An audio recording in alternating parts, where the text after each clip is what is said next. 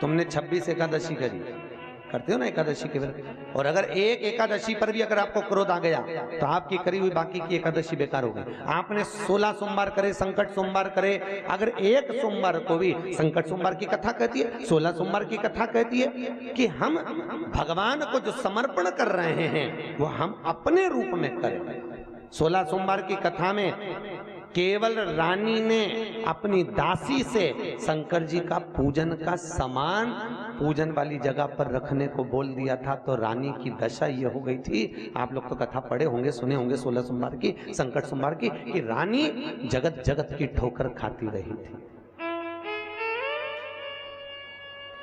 यहां तक कि शिव उपासना कह रही है, शंकर की कथा कह रही है, भोलेनाथ जी की कथा कह रही है। शिव उपासना के अंतर्गत भगवान शिव की करुणामय कथा कहती है कि आप शिव की उपासना में जो आपको बनता है उतना आप करिए। शिव की उपासना में जैसा आपको लगता है उतना आप करिए। शिव की उपासना में जो आपको सहजता लगे उतना आप शंकर को समर्पित करिए। बाबा भोलेनाथ जी ये भी नहीं कहते। कोई हमसे कह रहा था, गुरुजी 1001 बेलपत्री चढ़ाओ, कोई कहता है कि 1.25 लाख चढ़ाओ, कोई कहता है 50,000 चढ़ाओ, पर मेरी शिव महापुराण कहती है तुम्हारे मन में हो तो एक चढ़ा लेना, एक से भी शंकर प्रसन्न हो जाता है। और 1.25 लाख से भी चढ़ाया और मन में मेल रखा तो भोलेनाथ प्रसन्न नहीं होता। होता है कई लोग भगवान को, हम तो इतने 1.25 लाख चावल चढ़ाए, हम 1.25 लाख बेलपत्र चढ़ाए, हम भगवान शंकर की इतनी सेवा करते हैं, हम तो शंकर जी को रोज लोटा भर के पानी चढ़ाते हैं, हम शिव जी को ये चढ़ाते हैं। भगवान शंकर कहते हैं अगर आपने बोल दिया, आपका करा हुआ कर्म, आपका किया हुआ दान, आपका किया हुआ पुण्य, आपका किया हुआ सत्कर्म अगर आपने बोल दिया तो वो जीवन बेकार है।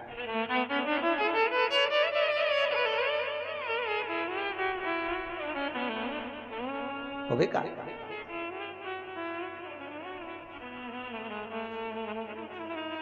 एक बार ये वाला जो हाथ है ना, कौन सा, उल्टा, ये किसी काम का है क्या? नहीं है ना। इस हाथ को बड़ी गिलानी हुई संजय भैया। ये हाथ एक दिन भगवान के पास जाके बोला, प्रभु तुमने मुझे बनाया ही क्यों? दान करे तो सीधा, भोजन करे तो सीधा, धर्म करे तो सीधा, लिखे तो सीधा, हर कार्य में सीधा हाथ काम आए, मुझे बनाया क्यों?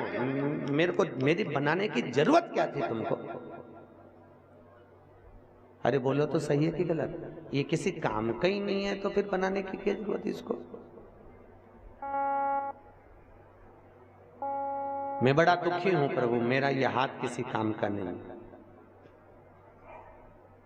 वो हाथ भगवान के पास में गया तो भगवान ने कोई निर्णय नहीं दिया, पर वही हाथ एक दिन एक संत के पास में गया और इस हस्त कमल ने संत से कहा, गुरुदेव मेरी जिंदगी बेकार है जो मेरे को ये उल्टा हाथ बना दिया। लोग सीधे हाथ से भोजन करते, सीधे हाथ से दान करते, सीधे हाथ को धर्म करते, तो ये सारा दान धर्म पुण्य सत्कर्म सब तो इसी को मिल रहा है, मुझे क्या मिल रहा है? इतने में तुरंत उसी समय गुरु बोले, भैया क्यों दुख मनाता है? दुख बिल्कुल मत मना, बस एक काम कर, जब वो सीधा हाथ कुछ करने जाए तो उससे थोड़ा सा अड़ जा, और जैसे तू अड़ेगा उसका थोड़ा सा पुण्य तुझे मिलेगा, और मिलेगा तो तू तर जाएगा। बस उससे अड़ना है। कल कुछ माताएं कर रही थी, गुरुजी आपने कहा कि पैसा चढ़ाओ तो टच मत करो, शास्त्र कह रहा है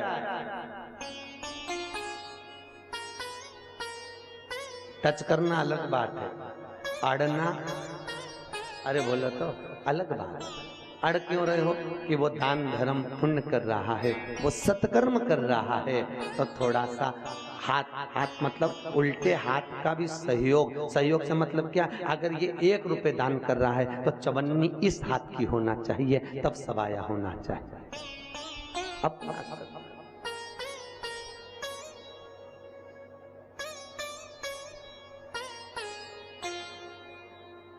धर्म पुण्य दान सत्कर्म।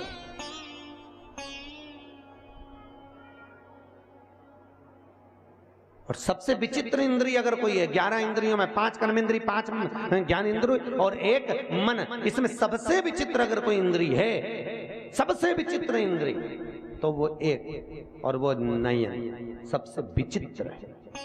कौन सी इंद्रिय? नहीं आएगा, सबसे विचित्र है। इसको कहो चल कथा में, चल मंदिर चल, दर्शन करना, ये दर्शन में जाती जरूर है पर दर्शन में भी खोट ढूंढ लेती, नहीं आएगा। इसलिए संतों ने कहा जब भजन करने बैठो, माला जपने बैठो तो क्या करो, नेत्र, अरे बोलो तो बंद करो, नेत्र बंद करिए और भगवान का भजन करो, ये संत कह रहे हैं। चक्षु को, पर शिव महापुराण कहती है कि भगवान का भजन करने के लिए नेत्र बंद करने की भी जरूरत नहीं है। शिव पुराण कह रही है क्या करना है, तो कहा नेत्र को बंद ना करिए, अपने मन की इंद्री के नेत्र बंद करिए। इन नेत्र बंद करने से कुछ नहीं होगा, अगर मन संयमित हो गया तो ये नयन कहीं गलत जगह जाएंगे ही नहीं। ये गलत जगह जाने का काम क्या, दुर्वासा ऋषि के रूप में भगवान शंकर प्रकट हुए। आपने कथा सुनी ना, अनसुईया जी के दरवाजे पर जब भगवान भिक्षा मांगने के लिए गए थे तो 3 देवता प्रकट हुए थे। कौन कौन हुए थे? 3 देव। एक हुए दत्तात्रेय, एक हुए चंद्र और तीसरे नंबर पर हुए दुर्वासा। शंकर जी के अंश से दुर्वासा बाबा प्रकट हुए। तो दुर्वासा ऋषि आखिर क्यों प्रकट हुए? क्योंकि दुर्वासा ऋषि के प्रागट्य का कारण भगवान शंकर का एक अंश दुर्वासा ऋषि के रूप में प्रकट होने का कारण है कि दुर्वासा बाबा हर पल हर घड़ी सबकी परीक्षा ले, भले फिर वो देवता क्यों ना हो, फिर वो देव क्यों ना हो।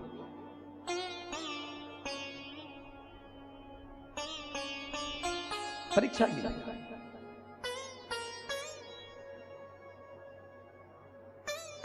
अब दुर्वासा ऋषि ने परीक्षा किस किस की ली?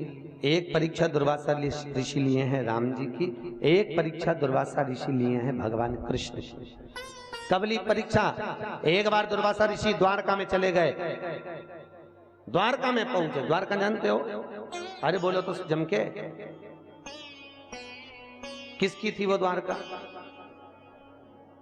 अच्छे जम के बोलो है, और जम के बोलो, आवाज तो आ ही नहीं रही है। फिर वही वाली बात हमने पहले दिन कहा था, ऐसे मत बैठो जैसे किसी ने मार ठोक के बिठाया, अलमस्त बैठिए, आनंद है, प्रसन्न चित्त दिखना चाहिए। ऐसे नहीं बैठो बिल्कुल मुंह उतार कर। भगवान भी कहेगा काय को आ गई घरे बैठी रहती, क्यों आई? अच्छे बैठे। कभी भी मंदिर में, देवालय में, गुरु के दरवाजे पर, माता पिता के पास में, संत महात्मा के पास कभी मुंह उतार कर नहीं जाना, प्रसन्नता में जाना। क्यों? भगवान को भी लगे कितनी प्रसन्न है, बस ऐसे मेरे दरवाजे पर प्रसन्न चित्त आई है तो भगवान भी के जा दुनिया में ऐसी प्रसन्न बने रहना, भगवान भी आशीर्वाद दे। और मालूम पड़े धापो की बाई की तरह आ गई, भगवान के रेंद काय भाई घरे बैठी रहती, क्यों कष्ट करा आने का? होता है किसी किसी व्यक्ति का मन लगता ही नहीं, वो 50 बार विचार करे।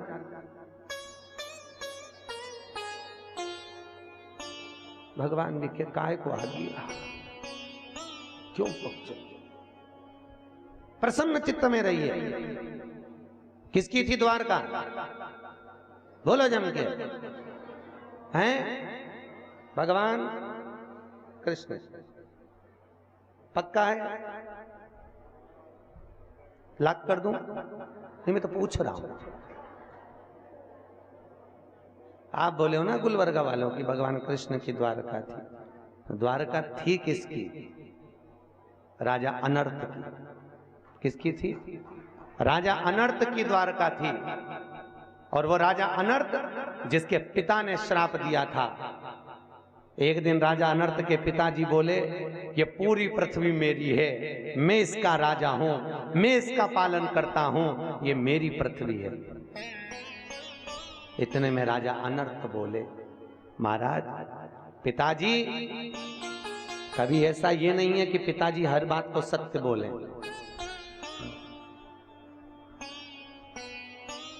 इतने में राजा अनर्त बोल दिए, पिताजी आपकी वाणी झूठी है, आप कह रहे हो कि पृथ्वी सारी आपकी है। राजा अनर्त ने कहा, पिताजी ये पूरी पृथ्वी, ये घर, ये जल, ये थल, ये सब कुछ भगवान नारायण का है, हमारा है क्या? बस इतना कहना था और राजा अनर्थ के पिताजी को क्रोध आ गया। और राजा अनर्थ के पिताजी बोले, अनर्थ, मैं तुझे श्राप देता हूं, तूने अपने पिता के वचन को काटा है, मैं तुझे श्राप देता हूं, अपनी जायदाद में से एक हिस्सा नहीं दूंगा। अनर्थ ने कहा, नहीं चाहिए आपकी जायदाद का हिस्सा। इतने में अनर्थ के पिता को और क्रोध आया और पिताजी ने कहा, अगर मेरी जायदाद में जहां कहीं भी तू रहेगा, पृथ्वी पर कहीं पर रहेगा, तो जलकर भस्म हो जाएगा। अनर्थ दौड़ा और दौड़कर पानी में कूद गया। पानी में कूदा राजा, और अनर्थ जैसे ही पानी में कूदा, अनर्थ ने सोचा पृथ्वी पिताजी की है, जल थोड़ी ना पिताजी का। पानी में कूद गया और राजा अनर्थ पानी में कूदकर भगवान नारायण का तप करने लगे। भगवान नारायण का ऐसा तप करा कि नारायण प्रकट हो गए, और प्रकट होकर तुरंत उसी समय पर नारायण ने कहा, मांगो। अनर्थ, तुम्हें क्या चाहिए, बोलो। राजा अनर्थ कहते हैं, महाराज कुछ भी नहीं चाहिए, कुछ। अरे कुछ तो मांग लो। राजा अनर्थ ने कहा, मुझे कुछ नहीं चाहिए प्रभु। अरे कुछ तो मांग ले। तब अनर्थ ने कहा, मेरे पिताजी ने मुझे श्राप दिया है कि उनकी भूमि पर कहीं रहूंगा तो जलकर भस्म हो जाऊंगा। भगवान नारायण ने कहा, चिंता मत कर, रहने की चिंता मैं मिटा देता हूं। भगवान ने सुदर्शन चक्र को भेजा, मेरे बैकुंठ का पीछे वाला कोना काट कर लेकर आ जा और इस जल के ऊपर ठहरा दे, क्योंकि पृथ्वी पर रहेगा तो जलकर भस्म होगा, अगर जल में रहेगा तो कौन भस्म कर देगा। भगवान विष्णु ने अपना बैकुंठ का 1/4 हिस्सा कटवा कर बुलवाया, और जब बुलवाकर जल में रखा तो वो जल में आते से डूबने लगा। जब बैकुंठ जल में डूबने लगा, भगवान ने देखा ये तो जल में जा रहा है। भगवान ने उसी समय सुदर्शन चक्र को भेजा। सुदर्शन चक्र से कहा, ये बैकुंठ के हिस्से को तुम अपने चक्र पर धारण कर कर रखो। और सुदर्शन चक्र ने भगवान का वो बैकुंठ का 1/4 हिस्सा अपने चक्र पर धारण करा। जैसे ही चक्र पर धारण करा, चक्र इतनी तेज घूम रहा था, इतनी तेज घूम रहा था कि उस बैकुंठ के टुकड़े के महल के दरवाजे को कोई समझ ही नहीं पा रहा था कि दरवाजा कहां, दरवाजा कहां, द्वार कहां, द्वार कहां, द्वार कहां। जब द्वार कहां, द्वार कहां बोला तो उसका नाम हो गया द्वारका। नाम पड़ गया द्वारका। किसकी है द्वारका? राजा अनर्थ की। अनर्थ की द्वारका। अनर्थ के यहाँ फिर बच्चे हुए, उसमें से एक हुआ रेवत। क्या नाम था? रेवत। रेवत के पुत्र हुए। एक बेटी हुई जिसका नाम था रेवती। रेवत ने विचार कर अपनी बेटी किसको ब्याहूं, तो बेटी का ही रिश्ता लेकर दाऊ जी के पास गए और रेवती का विवाह किसके साथ हुआ? दाऊ जी के साथ। रेवत ने सोचा मेरे बेटों के पास तो खूब माल है, क्यों ना अपनी इस द्वारका को मैं अपनी बेटी को दे दूं। और उसी समय, उसी पल, उसी घड़ी रेवत ने अपनी उस द्वारका को रेवती के कन्यादान में दे दिया। अब वो द्वारका किसकी हो गई? जम के बोलो। रेवती। रेवती कौन? दाऊ जी की धर्मपत्नी। जब भगवान कृष्ण रुक्मिणी जी को भगा कर लेकर आए, ब्राह्मण ने कहा शादी के समय पर कन्यादान कौन करेगा।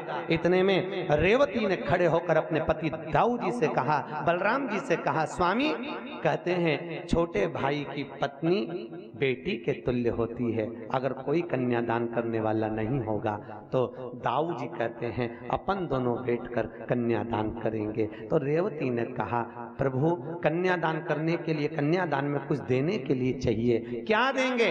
इतने में दाऊ जी ने कहा, तू बता कि दान में दिया क्या जाए। तो रेवती ने कहा, मेरे पास देने के लिए तो एक ही चीज है, रुक्मिणी के कन्यादान में मैं अपनी द्वारका रुक्मिणी को दे देती हूँ। और वो द्वारका रुक्मिणी को मिली। तो रुक्मिणी को जैसे मिली तो रुक्मिणी ने द्वारकाधीश को प्रदान करी। तो सोचो वो द्वारका का राजा कौन था और कौन बन गया। उसी तरह तुम्हारे घर का मालिक कौन था? परदादा। जिस घर में तुम रहते हो उस पे पहले नेम प्लेट पर दादा की थी। दादा गए फिर दूसरे की आ गई, दूसरा गया दूसरे की आ गई। एक दिन तुम जाओगे,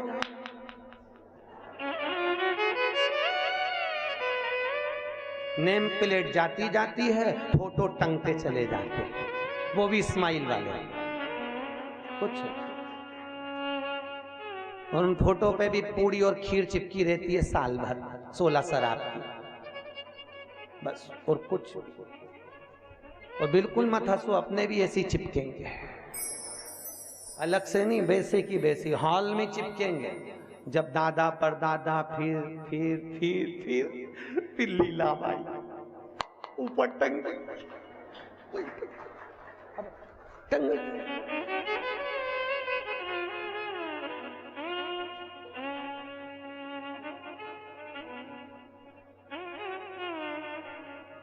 और जो प्लास्टिक की माला टंगी रहेगी वो हवा में हिलती रहेगी, हिलती रहे तो समझ जो हुंकारा भर रही डोकरी।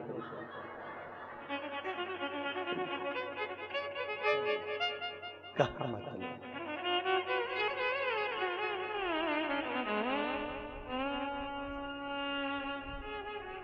वो सुख कहा, वो आनंद कहा, वो रस तत्वता कहा, और उस रस तत्व की मूलता सुख ढूंढी, आनंद ढूंढी, और उस सुख में, उस रस तत्वता में भक्ति का।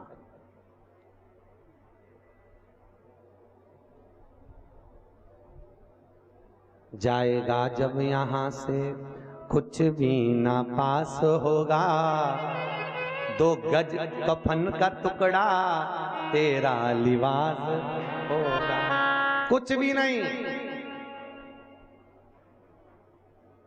जिस चीज के लिए झगड़े हो, लड़े हो, विवाद करे हो, मरते समय लिख देना बच्चों से, ये फ्रिज मैंने बुलवाया था अपने पैसे से, मेरी अर्थी पे लेके जाना। कुछ भी काम नहीं आएगा। क्या काम आएगा? जो तुमने भजन किया, बैसाख महीने में जो शिव महापुराण सुन रहे हो, ये वहां तक जाएगी। और भगवान पूछेगा, रिश्वत का जमाना है, बिगड़ रिश्वत के बच्चों के एडमिशन नहीं हो तो तुम्हारा बैकुंठ में एडमिशन कौन कराएगा? कौन गवाही देने जाएगा? जिनके पीछे तुम इतना समय बर्बाद कर रहे हो। कितना बीमा करवाया? आप में से कितने लोग हैं जिन्होंने बीमा करवाया है? बोलो, करवाया कि नहीं करवाया बीमा? किसी ने अपने लड़के का, किसी ने अपनी पत्नी का, किसी ने अपने पति का। दुनिया में ऐसे भले तुम हाथ मत उठाओ, हमको भले मत बताओ, पर उसको सब मालूम है कितनों ने बीमा करवाया। भले करवाया, पर कितना बीमा करवाया? पर ईमानदारी से बोलो, बीमा तुमने करवाया, तुम्हारा पूरे बीमे की रकम जमा करी तुमने, पैसा जोड़ा तुमने, पर ईमानदारी से बोलो वो बीमा मिलता किसको है? अरे बोलो तो, तुम्हारे जाने के बाद दूसरे को। उस बीमे का सुख कौन भोग रहा? दूसरा। जोड़ जोड़ के तुम मर गए और बीमा मिला दूसरे को। वो बीमे की रकम तुम्हारे मरने के बाद परिवार वालों को मिलती है, पर ये शिव पुराण रूपी बीमा जो अग्रवाल परिवार ने करवाया है, इसकी रकम हाथ की हाथ मिलती है, बस तुरंत, उसी समय पर, उसी पल, उसी क्षण। और आपने जो कथा सुनी है, ये वो बीमा कंपनी है, इसमें जो आ गया उसका बीमा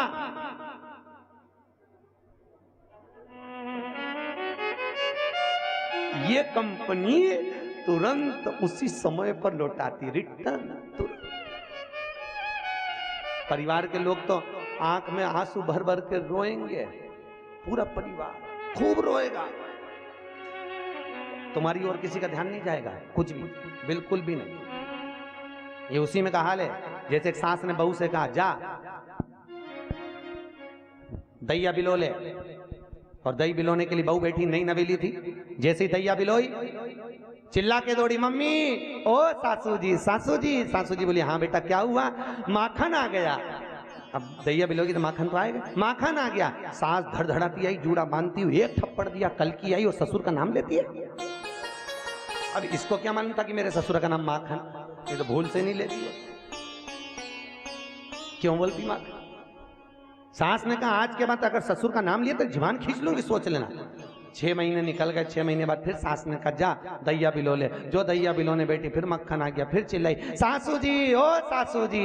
सासू जी बोले क्या है? कि ससुर जी हंडी में आ गए। अब बोल सकती नहीं कि माखन आ गया, तो यही बोलेगी ससुर हंडी में पड़ा। ये सुख देखो तो कहां कहीं का माखन बैठा हो तो बुरा मत मान जो रे, सुख ढूंढ रहे हो वो ना। ये वो बीमा कंपनी है जिस बीमा कंपनी में तुरंत उसी समय पर जैसे ही प्राण छूटे वैसे ही उसी समय पर यमराज फाइल लेकर आएगा। कौन सी फाइल? 2 फाइल रहती है, एक लाल एक पीली। पीली फाइल में बीमे की रकम, लाल फाइल में जो खूब गुलाब जामुन खाई, पेड़ा खाया, एसी में सोई, डनलप के गद्दे पर दिन भर टीवी के सामने बैठी रही, कभी कथा में नहीं गई, वो लाल फाइल नहीं, लाल फाइल।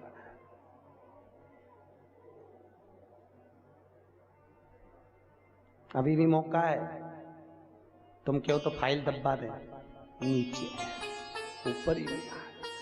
अगर भगवान की भक्ति में डूब गए तो।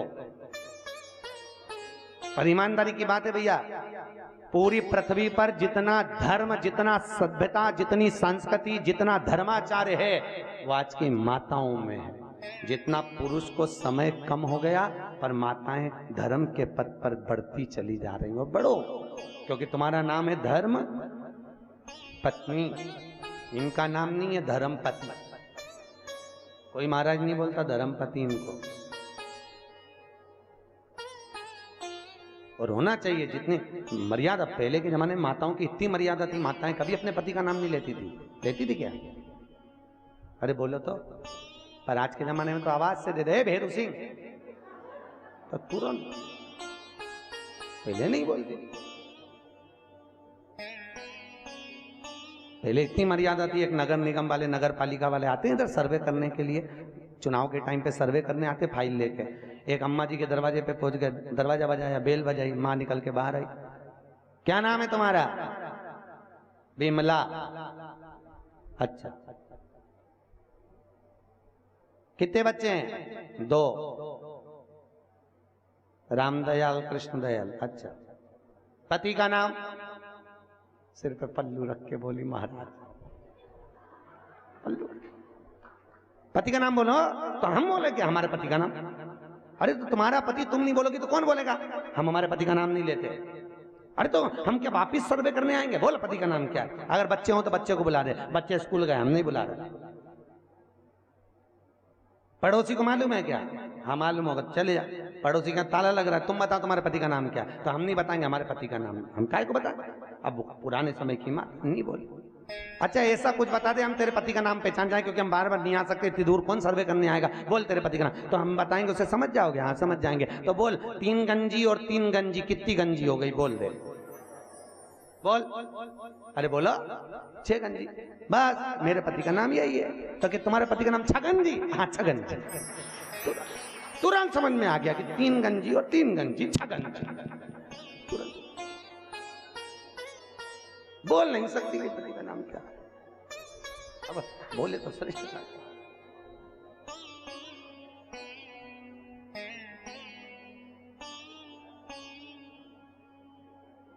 महाराज एक बार भी बरंगल में महेश्वरी समाज कथा कराई। बरंगल में हम कथा में गए, हमने पहले दिन आरती गा दी, जय जगदीश हरे, जय जगदीश हरे। बाजू में एक अम्मा खड़ी थी, वो जय कल्लू के पिताजी हरे, जय कल्लू। हम समझ नहीं पाए, पल्लू मल्लू लेके जय कल्लू के पिताजी हरे बोले।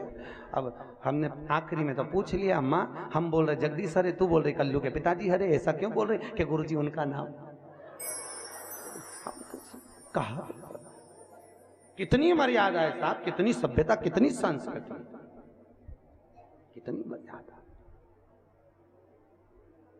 भैया जो जान गया शंकर को, जो पहचान गया शंकर को, उसका जीवन निखर गया, उसका जीवन आनंदित हो गया।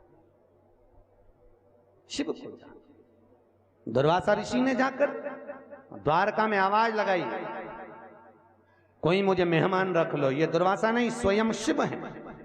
कोई मुझे मेहमान रखो। शंकर जी को कोई भगवान दुर्वासा ऋषि को कौन मेहमान रखे? इतना गुस्सा करने वाले को कोई मेहमान नहीं रखता, याद रखिए।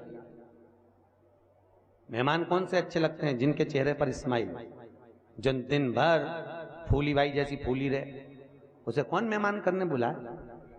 अगर अपने यहाँ बुआ काका, कोई भी बुआ मुआ ऐसी रहे नहीं जो गुस्सा करे, मामा जी गुस्सा करे, काका जी गुस्सा करे, बहुत गुस्सा करे, तो उनको लोग आखिरी में पत्रिका भेजते हैं कि पहुंचे तो ठीक है, नहीं आए तो अच्छा।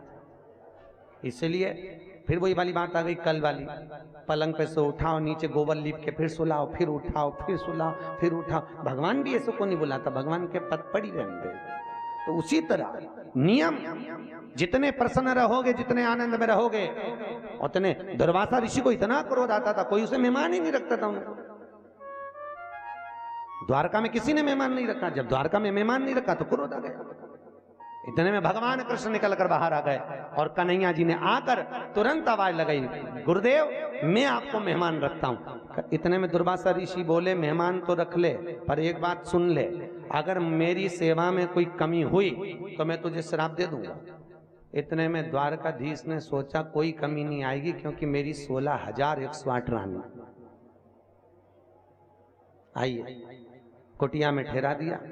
कभी दुर्वासा ऋषि को मालपुआ चाहिए, कभी रबड़ी चाहिए, कभी खीर चाहिए। भगवान भी इतने चतुर थे, एक एक रानी से कहा था तू अपने घर में 56 आइटम बनाना, पर अलग तरह का बनाना। 16,108 रानी क्या, 16,108 रानी क्या, अलग अलग तरह के 56 भोग बनते थे कि दुर्वासा ऋषि को कब कौन सी जरूरत पड़ जाए तो लेकर दौड़ जाए।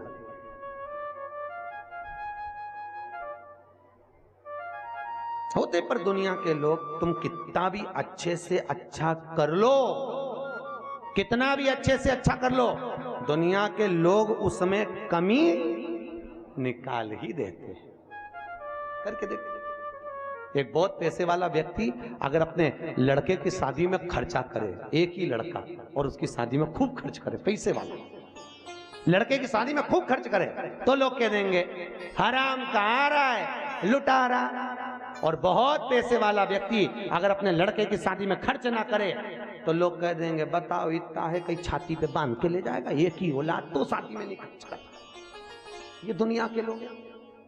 किसी के यहाँ जाओ और बहुत तेज भूख लग रही हो, बहुत तेज, किसी के यहाँ गए बहुत तेज भूख, तो उसने बिस्कुट रखा, मिक्सचर रखा, सेव रखा, बालूशाही रखी, सब रखी, और तुम जल्दी जल्दी खा जाओ तो अंदर से लोग कहेंगे बताओ कैसी हप्सन है, पूरा खा गई। और किसी के यहाँ जाओ एक बिस्कुट उठा के रख दो तो अंदर से आवाज आएगी अपने आप को हीरोइन समझ रही है, बताओ कैसे बस एक बिस्कुट खा के धर दिया। लोग हैं कहे बिना, अरे बोलो, नहीं रहेंगे। फिर निवेदन है, किसी के कहने पर मत जाइए, किसी के कहने पर मत जाओ। क्या किसको रोइए, चादर तान के सोइए। अपने को आग लगे बस्ती में, अपन रहो मस्ती में, कोई कितई के कल माताएं कह रही थी क्या गुरुजी तुम बहुओं पे बोलते रहते हो, कभी पुरुषों पे तो बोलते ही नहीं हो। हमने कहा जी जी कैसे बोले, हम भी तो पुरुष हैं। बोले तो बोले कैसे भैया, इनको सुधारने की जरूरत नहीं है, बूढ़ी बूढ़ी माओं को सुधारने की जरूरत नहीं है। जरूरत तो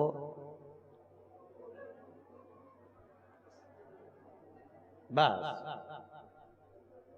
इनको क्या करूं सुधार का, इनके तो तुमने ही सुधार रखा है, तो सुधार के करूं क्या, सुधारना तो तुमको है। और तुम सुधर गई तो घर सुधर गया, घर सुधरा तो मोहल्ला, और मोहल्ला सुधरा तो नगर, और नगर सुधरा तो गुलबर्गा पूरा। अब बचा ही क्या बात।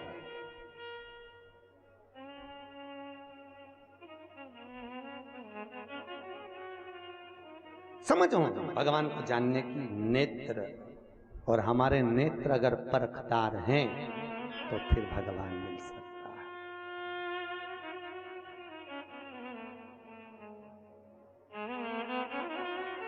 ये शिव कथा रतन की तरह है, हीरे की तरह है, और हीरा का परखैया राम कोई नहीं। संसार में कोई हीरे का परखदार है? जो मूल जोहरी होगा परखदार होगा, जो परखैया होगा वो परख जाएगा। जैसे आप जितने इस गुलबर्गा के सालासर भवन में नीचे ऊपर जहां जहां बैठकर कथा को सुन रहे हो, आप सब इस शिव महापुराण के परखदार हो। आपने हीरा की परख कर ली, इसलिए जोहरी की दुकान पर ढेर की ढेर आकर बैठे हो। परखदार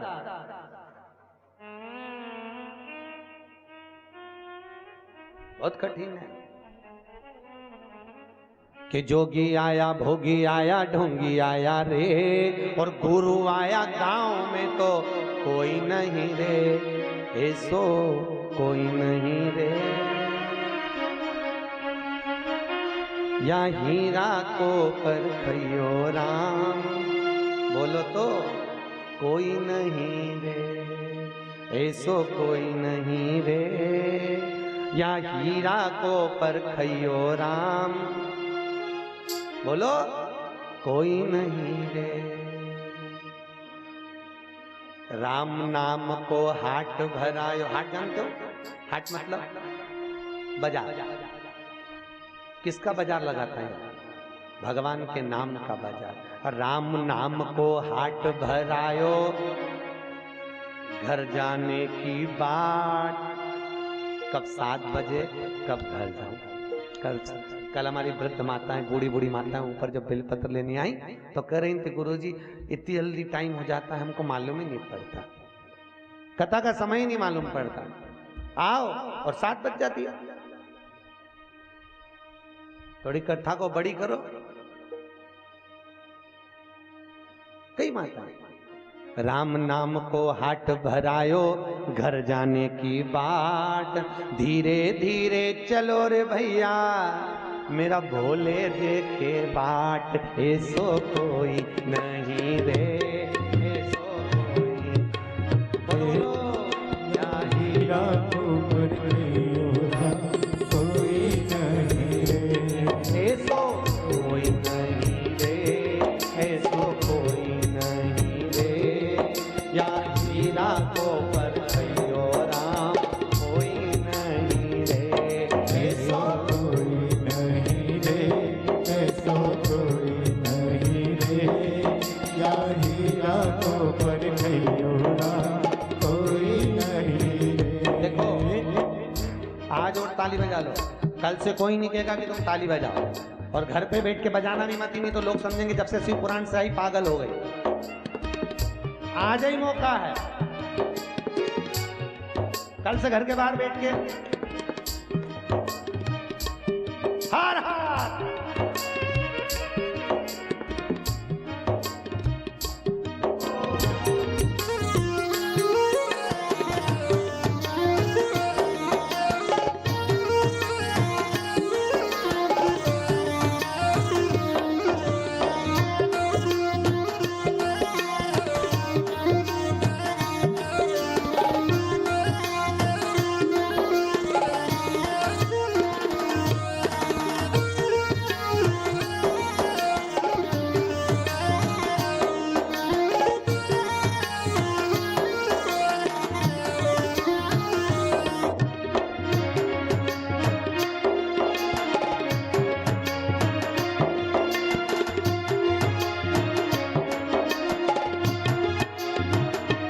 ऐसो कोई नहीं रे, ऐसो कोई नहीं रे।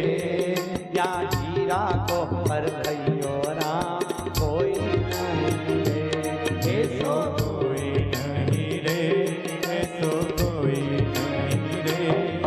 या हीरा को परखैयो राम कोई नहीं रे। संसार में हीरा के परखदार होना बहुत कठिन है, बहुत कठिन।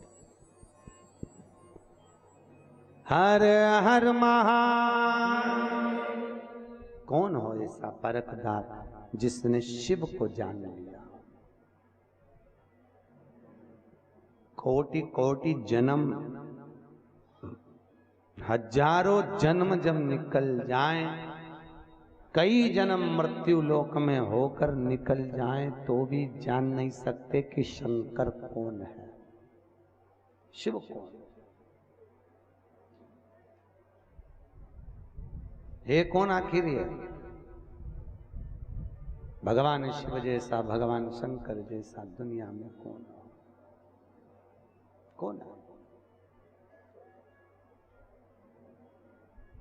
भगवान दुर्वासा ऋषि ने जाकर कहा, परीक्षा ली, और जैसे ही दुर्वासा ऋषि ने परीक्षा ली, दुर्वासा बाबा ने कहा मुझे मेहमान रखो, कोई तो मेहमान रखो। भगवान कृष्ण ने कहा चलो मेरे यहाँ चलो। भगवान कृष्ण क्या चले गए,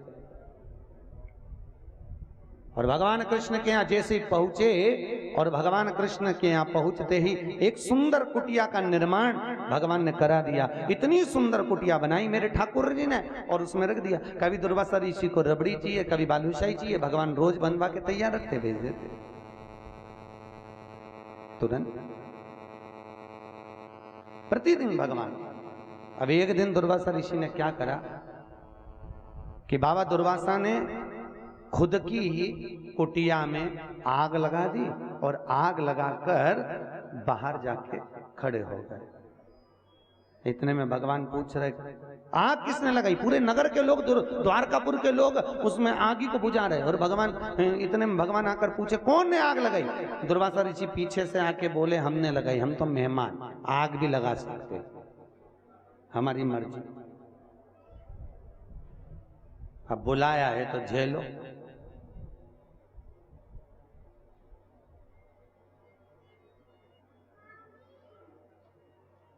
आग, अब इधर तो कुटिया जल रही। इतने में दुर्वासा ऋषि ने कहा, कृष्ण मुझे भूख लग रही है, जल्दी से खीर ला कर दे।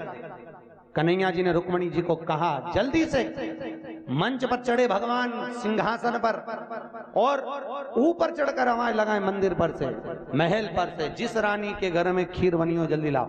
रुक्मणी दौड़कर खीर ला कर दी। लो प्रभु, दुर्वासा ऋषि को दी। दुर्वासा ऋषि ने खीर खाई, आधी खीर खाकर कृष्ण के ऊपर कटोरा फेंक के मार दिया, ले कृष्ण।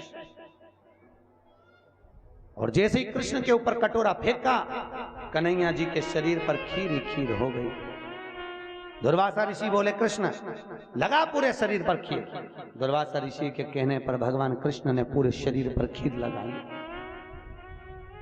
और जैसे ही खीर लगी, और अब खीर लगाते ही थोड़ी समय के बाद रुक्मणी जी को हंसी आ गई कि भगवान तुम्हारी दशा कैसी हो गई, और बुलाओ मेहमान, और बुलाओ। अब रुक्मणी जी हंसी तो दुर्वासा ऋषि बोले आज मैं द्वारका घूमने को जाऊंगा, पर रथ में ना घोड़ा लगेगा ना घोड़ी, उसकी जगह रथ को ये रुक्मणी जी जोत कर लेकर जाएगी। और रुक्मणी जी को रथ खींचने में लगाया, द्वारकाधीश पीछे पीछे चले। दुर्वासा ऋषि कोड़ा घुमाते हुए चले।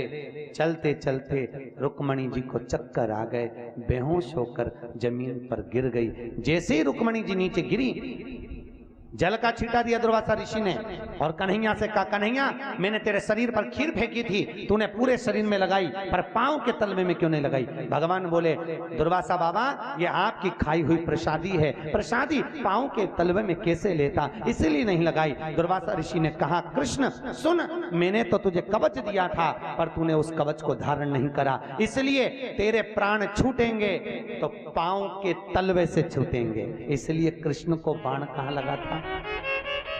पांव के तलवे में। और इस रुक्मणी ने मेरी हंसी उड़ाई है, इसलिए इस रुक्मणी का तुझे द्वारका से त्याग करना पड़ेगा। और भगवान कृष्ण ने रुक्मणी जी को द्वारका से बाहर निकाल दिया। आज भी द्वारकापुरी में रुक्मणी जी का मंदिर कोसों दूर बना हुआ है, दूर है बड़े। ये परीक्षा किसने ली है? भगवान शंकर ने दुर्वासा का रूप रखा। शिव परीक्षा ले रहे हैं। भगवान शंकर नित्य प्रति अगर अपने भगत से परीक्षा, एक कड़प नाम का डाकू था, क्या नाम था उसका? कड़प। कड़प नाम का डाकू एक जगह प्रवचन में सुन लिया। ये प्रवचन का असर होता है व्यक्ति को, ऐसा नहीं कि प्रवचन का असर नहीं होता। कई लोग कहते हैं महाराज जी हम इतनी कथा सुनते हैं, हमको याद तो रहती ही नहीं है, तो कथा सुनने से लाभ क्या? आप भी कहोगे महाराज हम तो इतनी सुने पर हमको तो याद रहती ही नहीं है, फिर इसका कथा सुनने का लाभ क्या है? भैया कथा भले याद ना रहे पर कथा अपना असर दिखाती है। उसी तरह जैसे 1 महीने पहले 3 तारीख को तुमने भोजन में क्या खाया था, दिन भर क्या क्या खाया था, तुम में से किसी को मालूम है? बोलो तो, मालूम है किसी को? 1 महीने पहले 3 तारीख को क्या खाया तुम्हें नहीं मालूम, पर जो 3 तारीख को तुमने खाया वो तुम्हारे शरीर में रक्त बन गया, रक्त बनकर तुम्हारे शरीर में आज तक चल रहा है और तुम्हारे शरीर को चला रहा है। 1 महीने पहले खाया हुआ शरीर में आज तक चल रहा है एनर्जी के रूप में। उसी तरह भले शिव पुराण तुम्हें याद ना रहे पर ये शिव पुराण अगर तुमने सुन ली तो ये अंतिम समय तक तुम्हारा साथ देती रहेगी, तुम्हारे शरीर पर चलती रहेगी, तुम्हारी आत्मा पर रमण करती रहेगी और तुम्हारे जीवन को तारती रहेगी। ये शिव पुराण होता है। भले उस पर कोई विश्वास ना करे। एक गुरुजी प्रवचन कह रहे थे और प्रवचन में गुरुजी ने कहा अगर भव सागर तरना है तो भगवान का भजन करना है। जो भगवान का भजन करेगा भव सागर तर जाएगा। अब गुरुजी ने कहा एक गोपी रोज दही बेचने जाती थी। अब दही बेचने जाती थी तो उसने कहा काय को फालतू का पैसा बर्बाद करूं, मथुरा से वृंदावन से मथुरा जाना है और गुरुजी बोले हैं कि भगवान का भजन करो तो भव सागर तरोगे, और भगवान का भजन करने से भव सागर तर रहे। भव सागर भगवान का भजन करने से अगर भव सागर तर रहे हैं तो एक काम करते हैं। गोपी ने कहा फालतू पैसा बर्बाद मत करो, इन यमुना जी छोटी सी तो है, जब भगवान का भजन कर कर भव सागर तर सकते हैं तो यमुना जी से पार भी अरे बोलो तो हो सकते हैं। अब इसने गुरु जी के वचन पे विश्वास करा, आज गई यमुना जी पे सिर पे मटकी मक्खन की पहुंच गई। यमुना जी में पांव रखने से पहले घबराई पर इसने सोचा गुरु जी ने कहा भव सागर तरना है तो भगवान का भजन करना है। अब भव सागर तो इतना बड़ा, यमुना जी तो छोटी सी। इसने तुरंत भगवान का नाम लिया, यमुना जी में पांव धरा, जैसे पांव धरा जमीन ऊपर आ गई और ये चल के यमुना पार हो गई। अब इसने रोज जाना आना चालू कर दिया भगवान का नाम लेकर, गुरु के वचन पर विश्वास कर कर चलना फिरना चालू कर। अब गुरु के वचन पर विश्वास कर कर जब चली फिरी, जैसी चली एक दिन मन में सोचा जिन गुरुजी के चक्कर में मेरे पैसे बच गए क्यों ना उन गुरुजी को बुला के भोजन करा दो। गुरुजी को बुला लिया, आओ गुरुजी भोजन पाओ। गुरुजी ने भोजन पाया। गुरुजी कहने लगे जाऊं? हाँ जाओ गुरुजी, पर मैं भी चल रही हूँ मथुरा तक, चलो मैं तुम्हारे साथ चलूं। गुरुजी के साथ चली। अब जैसे ही सामने यमुना जी, गुरुजी ने नाव वाले को आवाज लगाई, ए नाव ला नाव ला। इतने में तुरंत गोपी बोली काय को नाव बुलवा रहे हो गुरुजी, आप ही ने तो कहा था कि भव सागर तरना है तो भगवान का नाम लेना और भगवान का नाम लेओगे तो तर जाओगे। मैंने एक दिन सोचा भव सागर तरने के लिए भगवान का नाम, तो यमुना जी से तरने के लिए भी भगवान का नाम। उस दिन से मेरे पैसे बच गए, मैं रोज भगवान का नाम लेती, यमुना से पार हो जाती। गुरुजी ने कहा पागल है, पागल है क्या? यमुना जी से कोई ऐसी पार हो जाता? आपको विश्वास नहीं है? नहीं। और गोपी ने तुरंत भगवान का नाम लिया, यमुना जी में पांव रखा और निकलने लगी। गोपी ने कहा गुरुजी आओ, तुम्ही के कहने पर चल रही हूं, तुम भी चलो। गुरुजी ने मन में सोचा भैया क्या बता चल रही है तो हो सकता जमीन ऊपर आ गई, पानी कम हो गया। गुरुजी ने जो पांव धरा, धरते से यमुना जी में बह गया। गुरुजी के बचाओ बचाओ बचाओ। गोपी ने तुरंत हाथ पकड़ के बचाया, गुरुजी को बाहर निकाला। गुरुजी ये क्या हो गया? गुरुजी ने कहा तूने मेरे वचन पर विश्वास करा तो तू यमुना से पार हो गई, परंतु मैं कथा वाचने वाला उस पर आज तक विश्वास नहीं कर पाया, इसलिए कथा ही वाचता रहा, भव सागर तर ही नहीं पाया। तरे कैसे? भव सागर तरना कोई सहज है क्या? अरे बोलो तो, सरल है बहुत। भजन से चिदानंद से जितना भजन करोगे उतना। पर राम नाम के आलसी खाने के होशियार, तुलसी ऐसे जीव को, आगे आप बोल दो, बार बार धिक्कार। क्या मतलब? फिर वही वाली बात आ गई कल वाली, तूने राम नाम लीनो ना भरी जवानी में, तू डूब के मर जा रे चुल्लू भर पानी में, तू डूब के मर जा रे चुल्लू भर पानी में, तू डूब के मर जा रे चुल्लू भर पानी में। भगवान की भक्ति में पूरा बचपन, जवानी, अधेड़ी, बुढ़ापा सब बेकार निकाल दिया। अंत में अवस्था यूं ही चली।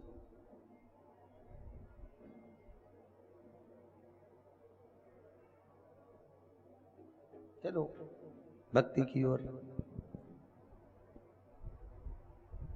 आप में से कितनी माताएं जिन्होंने अपने अपने पतियों को कहा कि कथा हो रही है बालाजी सालासर बाला भवन में, चलो अपन दोनों सुनेंगे।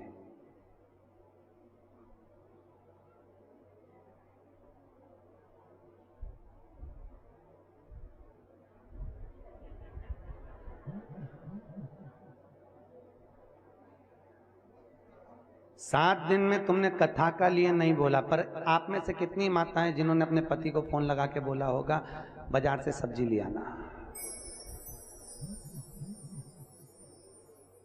सब्जी का तुम बोलती हो कि नहीं बोलती? दूध के लिए तुम बोलती हो।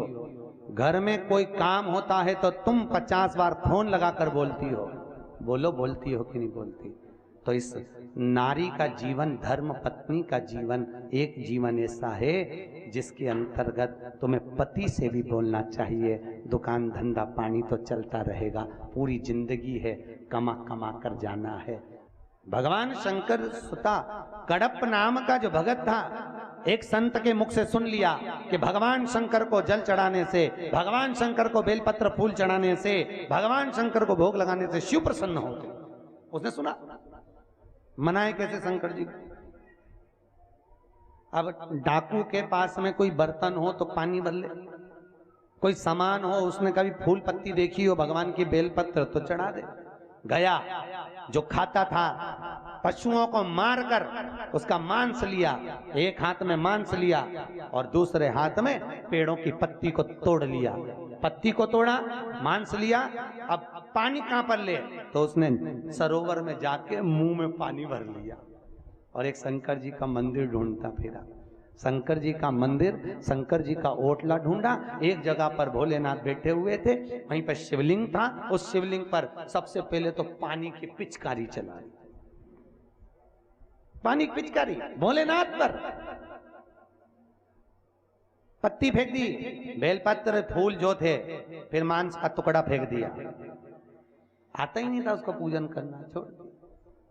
दोपहर में पंडित जी आए, उन्होंने देखा, बताओ कौन मूर्ख ने यहाँ पर मांस पटक दिया। सफाई करी, दूसरे दिन फिर वही करा, तीसरे दिन फिर वही करा। पंडित जी परेशान हो गए। आज एक लोहार की दुकान पर गए, लोहार से कहा भैया एक पिंजरा बना दे। पिंजरा बना के शंकर जी के ऊपर उसने लगा दिया, ताला लगा के चाबी ले गया। अब कड़प वापिस आया। कड़प ने देखा, बताओ क्या करूं मैं? आज भगवान ने ऐसी लीला करी, जैसी कड़प आया भगवान शंकर ने पिंजरे की एक तान को तोड़ दिया। तान सीधे शंकर भगवान के शिवलिंग पर लगी। जैसे ही शिवलिंग पर लगी, शंकर जी के शिवलिंग पे से रक्त की धार बहने लगी। कड़प को लगा भगवान शंकर की आंख फूट गई। करूं क्या? खून निकल रहा है। कड़प ने कहा, मैंने गुरुजी के मुख से सुना था, अगर किसी की आंख चली जाए तो उसको दूसरी आंख लगाना पड़ती है, पर आंख लाऊंगा किसकी? जाऊंगा जब तक भगवान का रक्त बह जाएगा। कड़प ने त्रिशूल को उठाया, अपनी एक आंख निकालकर भगवान शंकर के शिवलिंग पर लगाई। जैसे ही लगाई, शंकर शिवलिंग में से प्रकट हो गए। मां, तुझे क्या चाहिए? कड़प कहता है, मुझे पूजन नहीं आती, मुझे आरती नहीं आती, मुझे पाठ करना नहीं आता, मुझे स्तवन करना नहीं आता। भगवान बोले, इसकी कोई जरूरत नहीं है, तूने भाव से मुझे रिझा लिया, बहुत है। एक कथा सुनी होगी आपने पंडित जी के मुंह से। एक चोर चोरी करने गया था, शंकर पे चढ़ गया था। सुनिए कि नहीं सुनी? भगवान भोलेनाथ जी प्रकट हो गए थे, शंकर भगवान ने पूछा कौन है, तो के चोर। भगवान शिव ने पूछा क्या बात है, चोर ने पूछा तुम कौन, तो क्या मैं भोलेनाथ। तो भोलेनाथ जी तुम प्रगटे कैसे? शंकर भगवान बोले लोग बेलपत्री चढ़ाएं, धतूरा चढ़ाएं, फूल चढ़ाएं, जल चढ़ाएं, तू तो पूरा ही चढ़ गया, प्रसन्न हो तो क्या हो। कभी कोई राम जी के ऊपर चढ़ा? अरे बोलो तो। कोई नारायण के ऊपर चढ़ा? नहीं। कोई देवी के ऊपर चढ़ा? नहीं। अगर कोई भोला भगत, कोई सहज भगत भगवान राम जी का मंदिर एकदम क्लीन, साफ, पोछा लगा, झाड़ू लगी। नारायण का मंदिर क्लीन, देवी का मंदिर क्लीन, और भोलेनाथ जी का जो भी आया मंदिर में इतना पानी ढोला कि साड़ी भी ऊंची करके बैठे। भगवान शंकर बोले मैंने अपने मंदिर को इसलिए गीला रखा कि मेरे पास बैठ के समय बर्बाद मत करो, चलो क्यों मेरे को परेशान कर रहे हो? मैं आंख बंद करके चुपचाप बैठा हूं, तुम भी जाओ आंख बंद करके अपने नारायण का भजन करो। जिसका मैं कर रहा हूं उसका तुम करो, क्यों मेरे पास बैठ के समय बर्बाद कर रहे हो? कई लोग कहते हैं मंदिर में बैठे रहते हैं 2-2 घंटा, 4-4 घंटा, 6-6 घंटा मंदिर में बैठे। कई विचित्र भगत होते हैं साहब, बनवारी लाल जी, कई बड़े विचित्र भगत होते हैं। एक काला, कौन सा काला नहीं है, रामागुंडम है, हाँ रामागुंडम में कथा करने गए, टाइल्स फैक्ट्री वाले कथा कर रहे। उन्होंने कहा चलो गुरुजी हमारे यहाँ एक हनुमान जी का मंदिर बड़ा प्रसिद्ध है, दर्शन करने लगे। चलो हनुमान जी के मंदिर गए, प्रणाम करा। माँ एक हनुमान जी की मूर्ति यहाँ, बस ऐसी जैसे मूर्ति, और यहाँ भगत बैठा है 2 अगरबत्ती जला के, जय हनुमान ज्ञान गुण सागर जय कपीस लोक जाकर रामदूत अतुलित बलरामा अंजनी पुत्र पवन सुत नाम। हनुमान जी की आँख के पास ही घुमा रिया, जय हनुमान ज्ञान गुण सागर जय कपीस लोक जाकर रामदूत अतुलित बलरामा अंजनी पुत्र पवन सुत नाम महावीर विक्रम बजरंगी।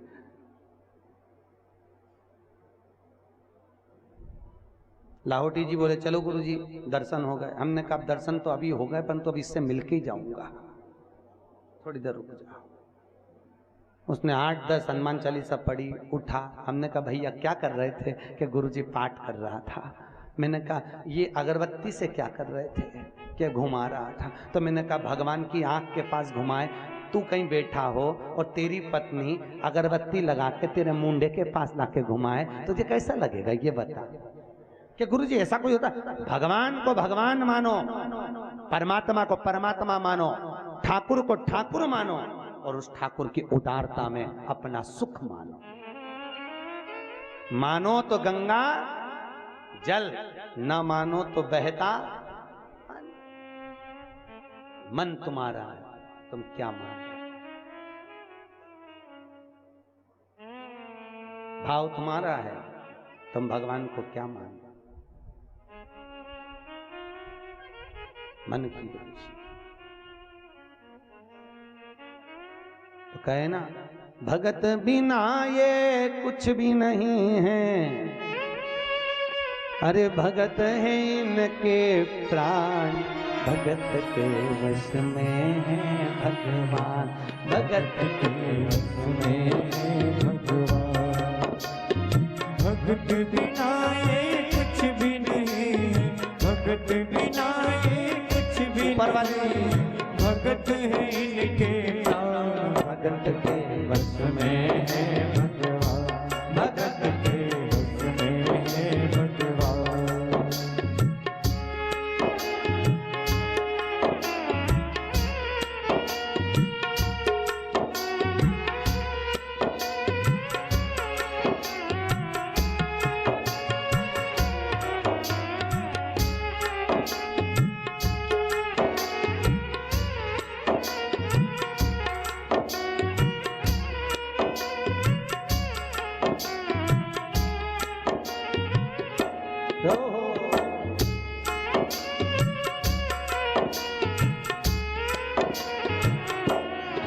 अपनी जान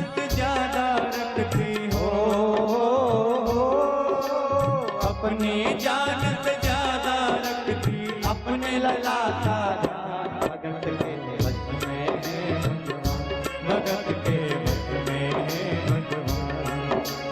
भगत बिना ये कुछ भी नहीं है। ओ भगत बिना ये कुछ भी नहीं, भगत है इनके प्राण। भगत के वश में है भगवान, भगत के वश में है भगवान, भगत के वश में है भगवान, भगत के वश में है भगवान, भगत के वश में है भगवान, भगत के हर हर महादेव। भगवान की भक्ति का सुख मूल परमात्मा का आनंद। मानो तो वो गंगा है, ना मानो तो बहता। आज समय बीता, आगे चरित्र आया। श्री गणेश जी महाराज की धर्म पत्नी रिद्धि और सिद्धि मूल स्थापित करने वाली दोनों जिस दिन से घर में प्रवेश करी हैं बहुएं, उस दिन से माता पार्वती रसोई घर में गई, देखा, संभाला, पर एक शब्द माता पार्वती ने कहा रिद्धि सिद्धि से, तुम हमारी बहू हो, भोजन बनाओ, मना नहीं है, सब कुछ करो, मना नहीं है, पर जब तक मेरे महाकाल का, मेरे भोलेनाथ का भोजन बनेगा, उस समय तक मैं खड़ी रहकर अपने पति के लिए भोजन बनवाऊंगा। कितनी सुंदर बात कही है भाई, ध्यान से सुनना। कितनी भी अच्छी बहू तुम्हारे घर में आ जाए, बहू कभी बुरी नहीं होती। बुरा कौन? जो उसमें बुराई देखे। सास कभी बुरी नहीं होती। बुरा कौन? जो उसमें बुराई देखे। आप अच्छा ही देखिए, अच्छा मिलेगा आपको। आज कितनी भी अच्छी बहू आ जाए, निवेदन है आपसे हाथ जोड़कर, कितनी भी अच्छी आ जाए, वृद्ध माताओं से निवेदन है, बहुत बहू अच्छी आए, पूरा काम भी संभाले, सब कुछ करे, पर हाथ जोड़ के निवेदन है, बहू कितना भी काम कर ले, पर आप रसोई घर मत छोड़ना। कितना भी बुढ़ापा आ जाए, क्या नहीं छोड़ना। और पुरुषों से निवेदन है, कितने भी बुढ़े हो जाओ, कितना भी बुढ़ापा आ जाए, पर निवेदन है, अपनी गादी, अपनी दुकान पर, अपनी स्थान पर जाना मत छोड़ना। जिस दिन तुमने रसोई घर छोड़ दिया, उस दिन तुम्हारी थाली में ठंडी रोटी आना चालू। जिस दिन तुमने दुकान छोड़ दी, तो बेटों के आगे हाथ फैलाना चालू। बैठो, गादी की मूलता संभालो। और आपसे निवेदन है, बुढ़ापा आए, हम कितना भी कहें, इस व्यासपीठ से हम कहते हैं क्या रखोगे, क्या साथ जाएगा, क्या, पर एक बात याद रखना, बुढ़ापा आएगा, बुढ़ापे को संवारने के लिए हम कितना ही कह दें, पर थोड़ा ना थोड़ा तुम्हारी अलमारी में, तुम्हारी पेटी में होना जरूरी है। और नी हो पेटी तो यहाँ से जाते जाते बाजार से इतनी बड़ी लोहे की खरीद लो। कितनी बड़ी? हाथ से बताओ, इतनी बड़ी। और बहुएं जब घर में नी रहे, तब पुरानी साड़ियों में यहाँ से जाती जाती 4-6 ईंट, 4-6 पत्थर बड़े बड़े ले जाके पुराने कपड़ों में लपेट के पेटी में धर दो, जब बहुएं नी रहे तब। और बहुएं जब आए, हर दिवाली पे उनसे कहना, बेटा जरा पेटी सरका ना, बहुओं को लगेगा डोकरी के पास माल अच्छा है, तो चाय भी अच्छी मिलेगी, रोटी भी अच्छी मिलेगी। और मरती मर जाना, पर पेटी मत खोलना बहू के आगे। अम्माओं ध्यान रखना, पेटी मत खोलना। और जब अंतिम सांसें चलने लगे, यमराज बंदी बनाने आए, लगने लगे कि अब जा रही हूं, बस उसी समय पे सब बहुओं को, 4-5 को बुला लेना, बड़ी बहू के हाथ में चाबी समला देना, बेटा बांट लेना।